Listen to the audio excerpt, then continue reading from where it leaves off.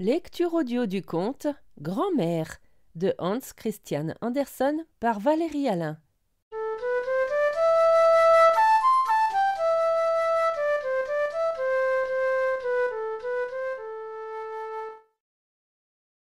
Grand-mère est bien vieille. Elle a beaucoup de rides et des cheveux tout blancs, mais ses yeux brillent comme deux étoiles.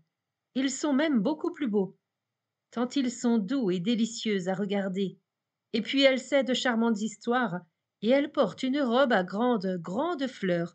C'est une étoffe de soie épaisse qui froufroute.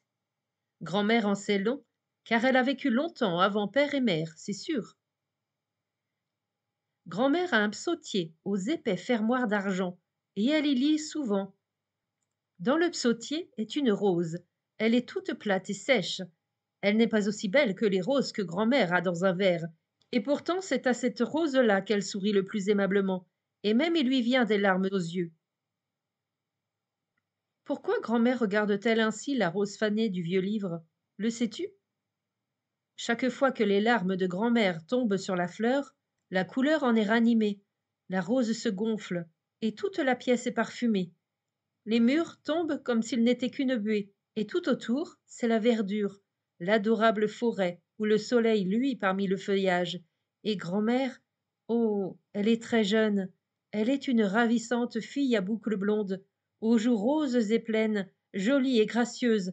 Aucune rose n'est plus fraîche, mais ses yeux doux et délicieux à regarder, oui, ce sont bien toujours ceux de grand-mère. Près d'elle, un homme est assis, jeune, fort et beau. Il lui tend une rose, et elle sourit. Ce n'est tout de même pas ainsi que sourit grand-mère.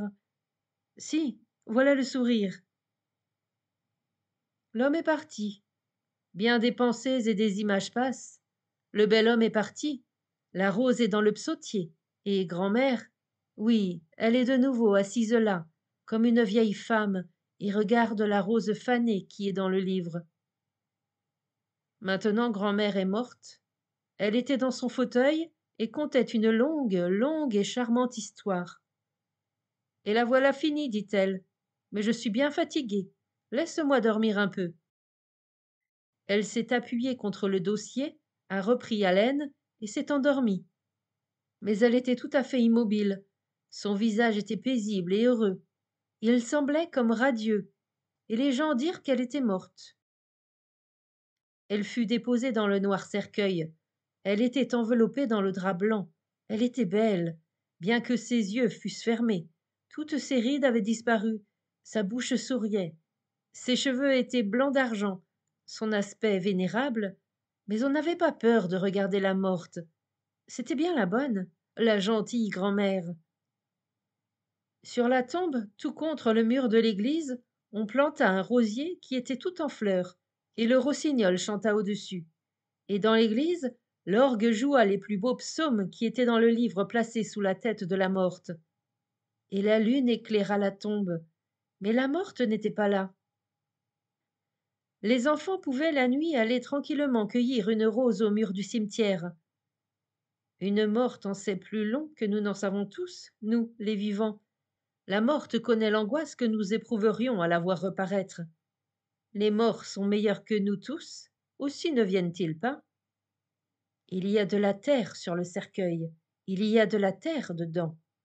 Le psautier et ses pages sont poussière. La rose avec tous ses souvenirs est tombée en poussière. Mais par-dessus poussent de nouvelles roses, et au-dessus d'elles, le rossignol chante et l'orgue joue. On pense à la vieille grand-mère, aux yeux doux, éternellement jeunes. Les yeux ne peuvent jamais mourir. Les nôtres devraient une fois au moins la voir, jeune et jolie, comme quand elle baisait pour la première fois la rose, fraîche et rose, qui est maintenant poussière dans la tombe.